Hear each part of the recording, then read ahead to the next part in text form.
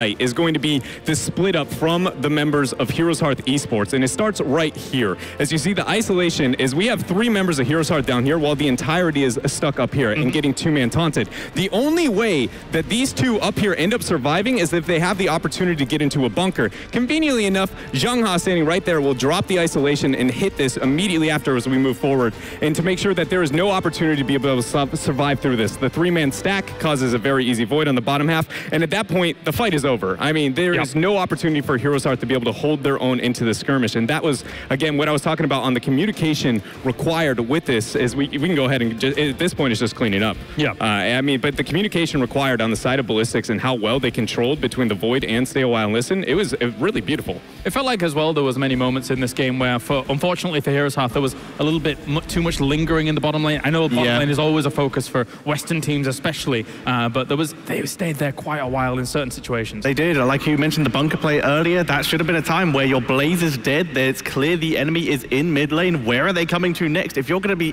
that far up, then you should have an escape route. They had no escape route. It was 3 versus 5, and if you're in that situation, you're going to get cleaned up. It's much better just to play back and wait for your Blaze again. I know that Dread and I were like, look, it kind of depends on how the first game goes.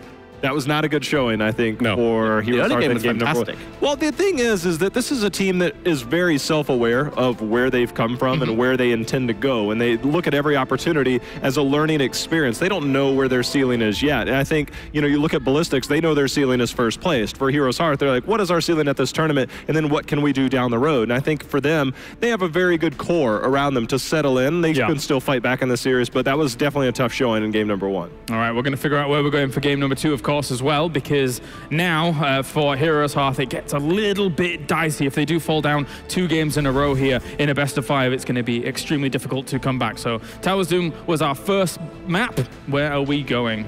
It is Dragonshire, picked by Ballistix. They want to play around Garrosh, Maiev. They gotta be. I mean, Malfurion obviously is going to be there, but I feel like Maiev went ignored that game, but then I look at the fact that there was a Garrosh, there was a Hanzo, there was a Taka.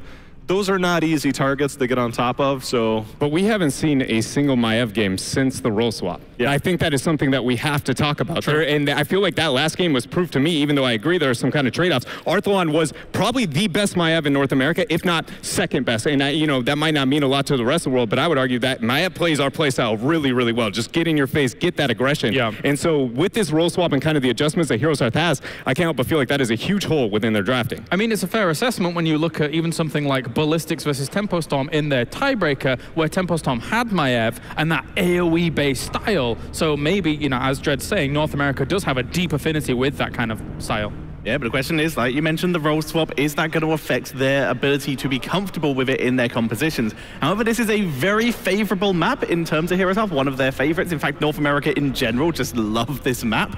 So pretty excited to see how this one goes. Well, I think a lot for this battleground in particular is we know Jaina is a high priority for North America, and Krone's going to be there. And then Ballistix got their dose of it through Tempo Storm in the exact same fashion. And Tempo Storm actually was the one that ran the Thrall in that mid lane on this battleground, and that is a hero that Heroeshearth, I think, kind of maybe brought to North America. This was a battleground, they would play it into the Blaze, they would find different ways to work it in, and I think that it's a style that Ballistix might already be very well aware of. I don't think Maiev has as high priority on this battleground, but I think the Garrosh and even the Johanna, I can't believe I'm saying the Johanna at this point, but the Johanna in particular on this battleground does do well. Well, it was a huge talking point from the group stages, right? You're saying you can't believe it, but for the entirety of the group stage, we saw it slowly increase in popularity to the very time where it actually got certain first picks, very rarely first, but it was there. Higher priority than I would have ever imagined. Yes. So, I mean, Dread, what do you kind of contribute or attribute the rise of Johanna to in this current meta? Well, there is absolutely, number one, her synergies with the majority of heroes that are relevant within the meta make Johanna relevant. Johanna is an enabler warrior. She is not so much a playmaker individually. So things like the Blaze, the Hanzo coming in the meta, that is number one. Number two would be the threat that Garrosh provides us to the front line and how much long sustained team fights are very, very, you know, kind of prominent. All of those things Johanna is absolutely amazing at. And, you know, again, I would argue has to be drafted with synergies, but beyond that, I would put her as honestly maybe the second highest priority in my mind, even over things like Murden. All right, well, it's time to get into game number 2 for the mid-season brawl here. Ballistix at the moment leads 1-0 against Heroeshearth. first thing we got to think about is Hanzo. Where does that come in line? Because that is going to be very, very relevant on Dragonshire. And it's a hero that Heroeshearth, I mean, Crowan, up until the end of the season, had only lost one time during league play. Ended up somewhere around 20-1, somewhere around there when we count playoffs in here. And that has been a hero that a lot of people said, well, he's been nerfed. He's not that popular, or he's not as strong, but he's very much showing that he is. As we see the Garrosh ban there by Ballistix, Malfurion. Is Heroeshearth willing to go into that Malfurion in that early pick again? Possibly. It would be first pick, which would give over the Hanzo once again to Ballistix. You already mentioned just how much Crowan likes the hero. And if the Hanzo is what Ballistix want to go for, it can be absolutely dominant in that bot lane, as we do see the Malfurion locked in for Heroeshearth to begin. Another thing I'm questioning here for Ballistix is how high do they want to prioritize the off lane here? And if so, which is going to be their highest priority? Is it going to be, you know, what we see more of like the Dahaka? Or in fact, are they going to, you know, kind of risk things like trying to take that Blaze away from North America here? Granted, with how well they dismantled it into the last game, I feel like they might be a little bit, you know, more accepting. That being said, Dragonshire is a map where the laning phase exists a lot longer, and also heroes like, you know, Deckard, Zeratul, Isolation is not nearly as, you know, kind of effective as a strategy as we saw on towers. There's also the question of, are Ballistix comfortable with going for Deckard again, or will they try to maybe lock in that Stukov a little bit earlier and hope they can grab that away before Heroeshearth really move it into the ban phase, as they did in the last game? Tracer is a hero that certain teams will run on this battleground. Yeah. And it is something that Ballistix is very capable of. But I think that when you run the Tracer, on this battleground in particular, you almost have to run it with the Tassadar because you need somebody to be able to rotate for that mid lane clear. As we do see the Johanna in this 1-2 spot for Ballistix. And if you were to ask me coming into this tournament, if I ever imagined that, unless there's a Garrosh on the other side, my answer would have been a hard no. But Johanna now in this tournament sitting at a 63% win rate after during league play. Yes, the sample size is much smaller here, but in league play was sitting in the high 30s. That's how bad her win rate was in league play, but you know, people are finding ways to draft around that in our meta in this tournament, finding ways to work her in. I think the start of all of this for Ballistix is heavy emphasis on frontline control and heavy emphasis on battleground control. Absolutely, the global once again coming in here. We saw how impactful being able to stay in top lane a little bit longer and then rotate down, get those from behind engagements here from Ballistix, how impactful it was last game. And they're starting off of it this time. With Garrosh already gone, though, it is a little... I'm just going to shut down what I was saying here because this is huge, the kind of NA style, I think Fred referred to it as, that Heroeshearth have moved into. I think it means more than just North American style that Heroeshearth is playing into. The adjustment of priority on Maiev for North America, and specifically Heroeshearth Esports, again, with because some of the adjustments that they have made as a team, that has gone from the first pick, first ban to just not even kind of being looked at through all of MSB so far. So the fact that we get this, I'm excited. You know, I can't help but feel like, again, Arthlon is going to have a very high impact here for the team. Right. But at the same time, we haven't seen this through all of the group stage. So is this, you know, kind of throwing all the cards on the table? I don't know. Are we banning Blaze? What's the thoughts? I think so. Yeah. I think that would be pretty great to remove that kind of top lane control when Dahaka's already on the board. I think so, but when I've spoken to McIntyre in the past, and even if you casually watch his stream, he talks about how he is very comfortable playing a Thrall into it, how even Sonya is available, I think, if you're really looking to get aggressive with some of these compositions. Zeratul, we know Heroeshearth loves their Zeratul, but I cannot imagine. Generally, I've said this before in the earlier part of this, Maiev pairs incredibly well with Thrall when it comes to team fighting. It has been one of those things, but it's not generally on Dragonshire where I feel that's as necessary. So I'm really curious if we might even get that from Ballistix. I'm not even kidding, to man that mid lane the same way that Tempo Storm used it against them. I think it's pretty curious as well, just because we talked about Ballistix and Magi's, you know, kind of affinity for Stukov, but Zeratul, that ban and that type of rotation hints to me we're going Uther 100%. Not only do you have the one-shot capabilities with the Maiev and the Janus synergy, but it has just been the immediate response for a lot of the teams through this tournament when having it. Even Heroeshearth, we've seen it in 2 of their drafts so far. If they assume as Uther is coming online, they're going to move into that. So it's kind of interesting. Are we still going to see the Uther, or in fact, Magi, you know, stick to the comfort? I would say it's an Uther game. Tassadar gets banned out. Tetchy, your thoughts? It's trying to remove the hypercarry options. Let's see if the Stukov comes in, because I honestly agree with Dread. I think the Stukov against the Maiev especially can be incredibly impactful if you can use that as the disengage, because it's very hard to get away. Johanna is very nice against the Maiev herself due to the fact she can Iron Skin through the Warden's Cage, which can open up an exit for everyone else, but you still need to force all the damage away from you. And with Stukov, that little bit of burst he has with burst healing with that bio kill switch could be a huge deal for the defensive plays of Ballistix.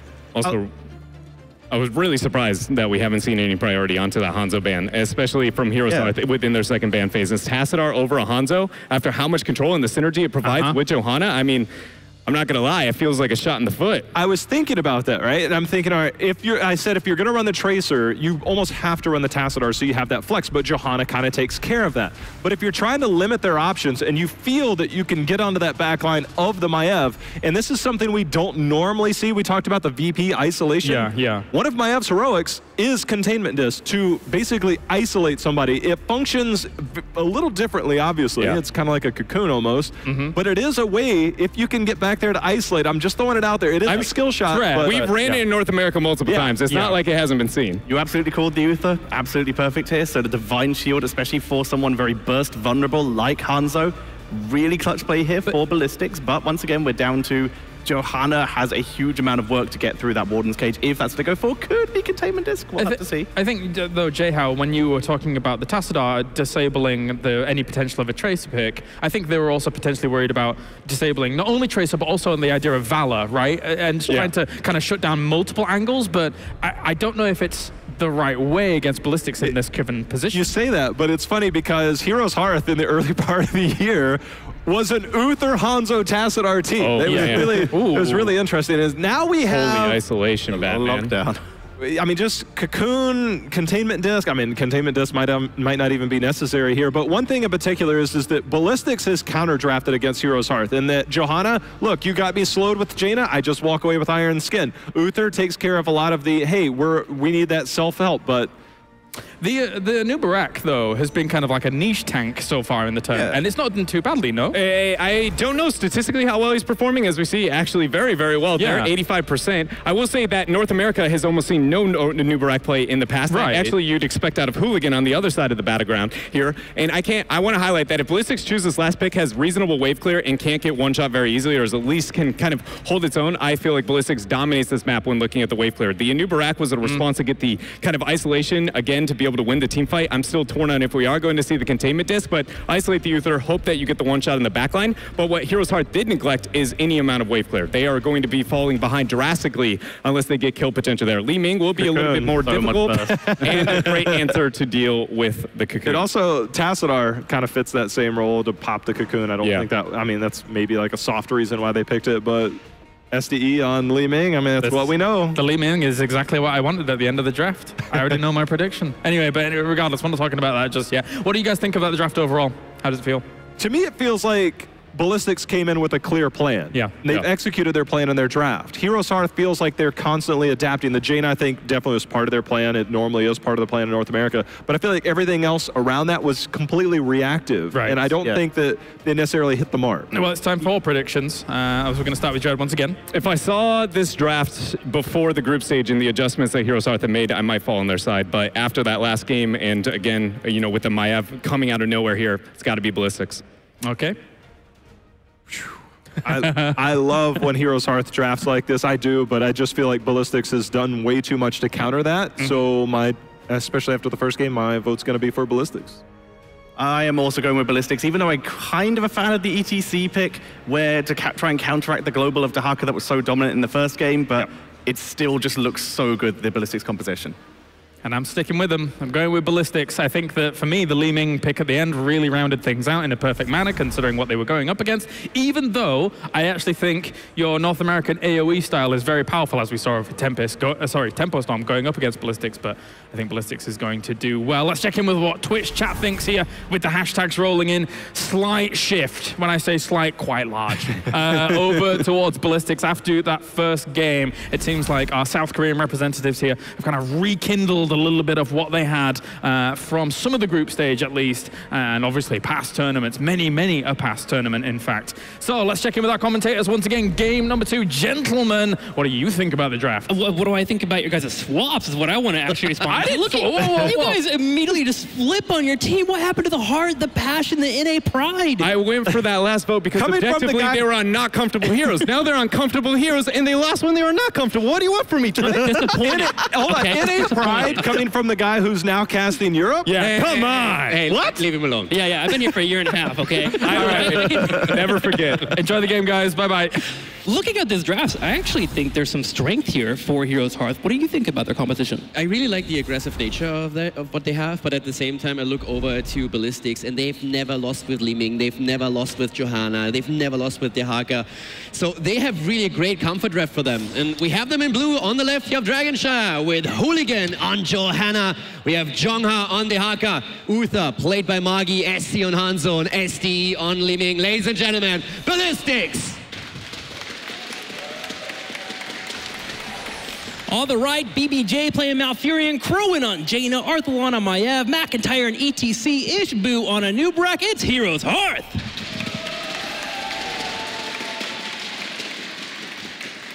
Yeah, well, analyst desk might have swapped over to Korea, but the audience is still full in the camp of HeroesHearth, hoping for them. They brought it. They brought it.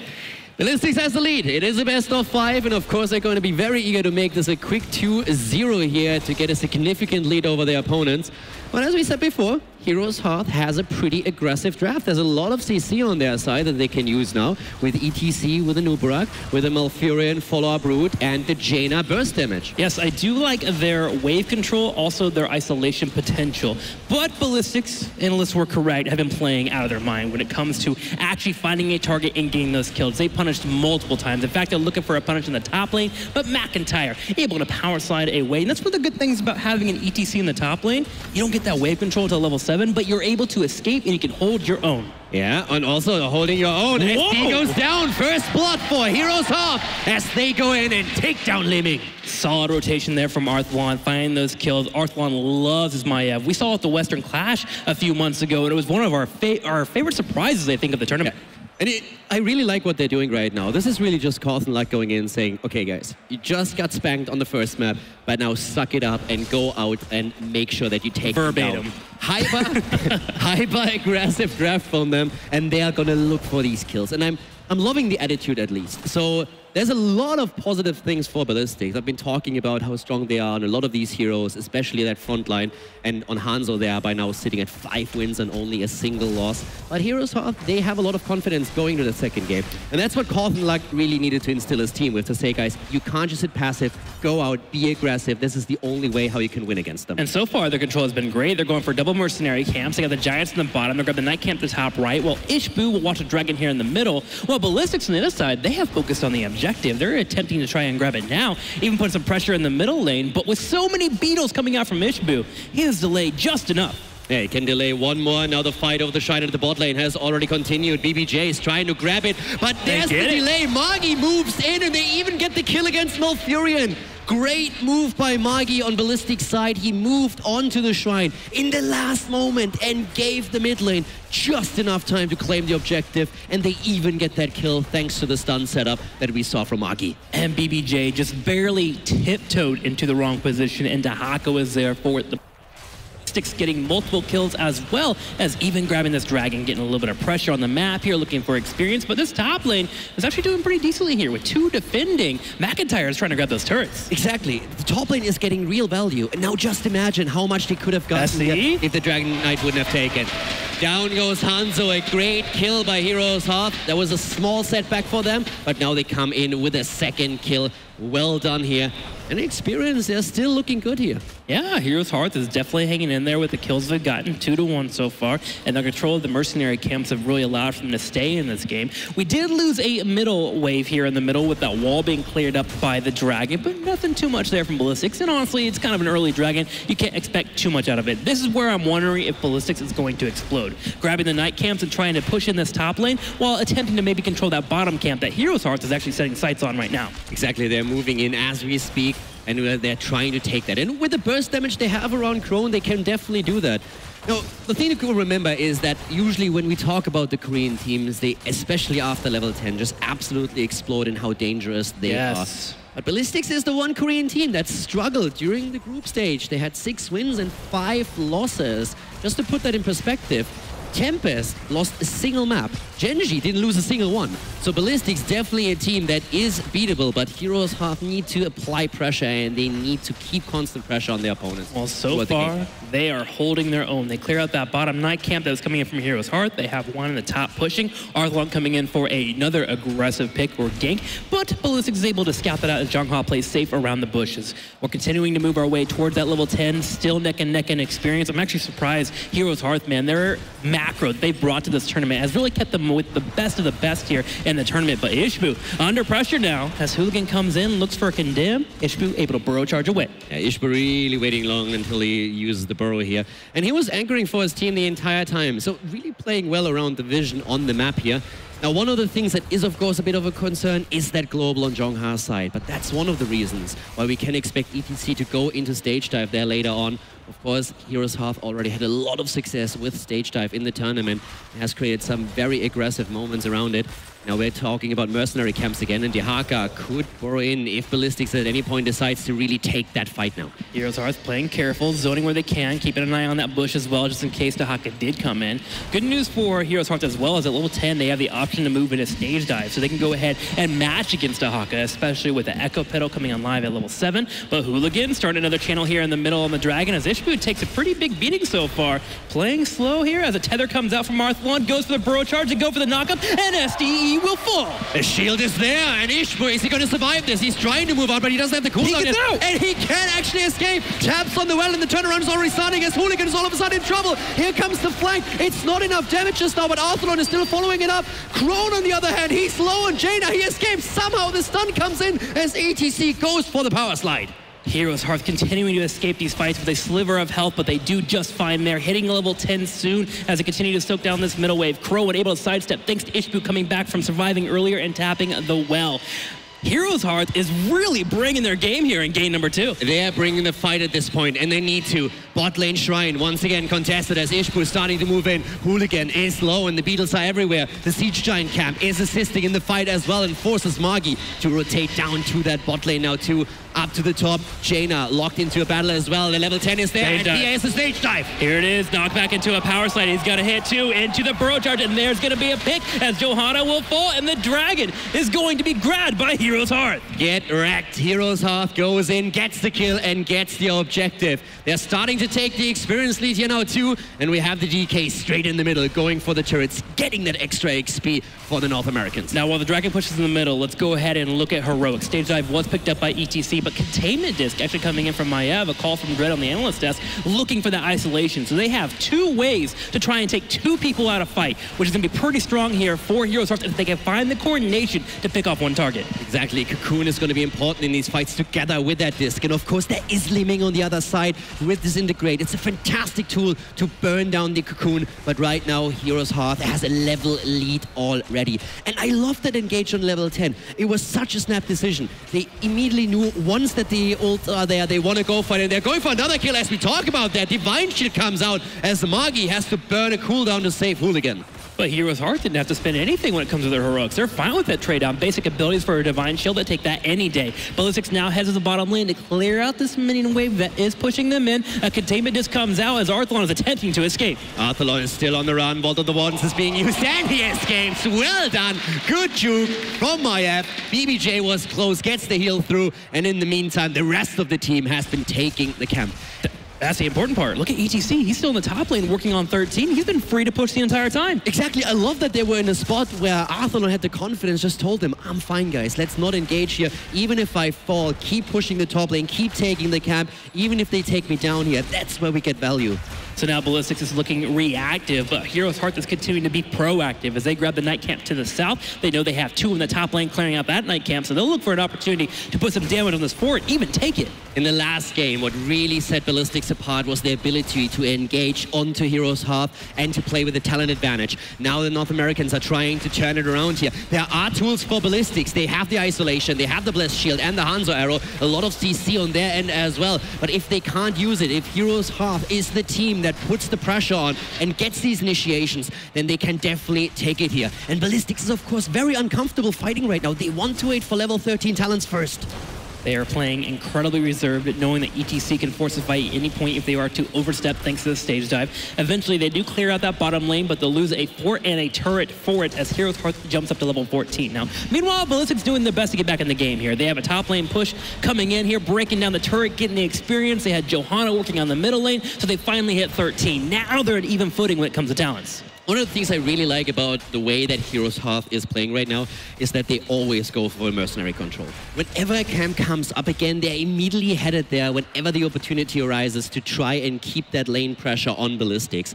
And they still hold that level lead. They're looking strong here, but here comes the engage. The drag is in, and the CC we talked about comes into play as Maiev goes down. Ballistix definitely showing signs of life here. Maiev falling there, 25 seconds she'll be down, and with the Dragon just now spawning for our teams, the Shrines are able to be controlled. ETC doing his best to slow down the top lane here, Dahaka playing as safe as possible with Jaina missing on the battleground, making sure not to overstep and get picked off, because Ballistix has time here. They don't have to force anything as they clear out those giants and control bottom. And a big thing that we have on Ballistix side is also an advantage in wave clear through Dahaka, through Johanna, even her level 13, going for Burning Rage here. And this is definitely going to help them quite a bit to push these lanes out faster and counteract these mercenary pushes that Heroeshearth is setting up.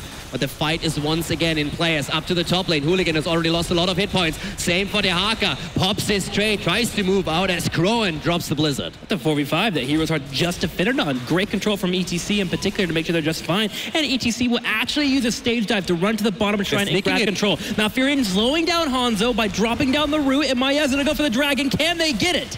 They're trying to interrupt here. Ballistix is headed towards the mid lane, and they actually managed to interrupt for now. But at the same time, Hooligan goes down. Johanna, he had to isolate her, left her alone to interrupt the Dragonite channel in the mid lane. And Heroeshearth is willing to take that fight without having the talent advantage. They go in for Magi. He dumps the Divine Shield, saves himself for a few seconds, but McIntyre's waiting for the power slide. Doesn't use it. Doesn't get the kill. SDE able to get away with a teleport, just missing out on that timing Ishbu did.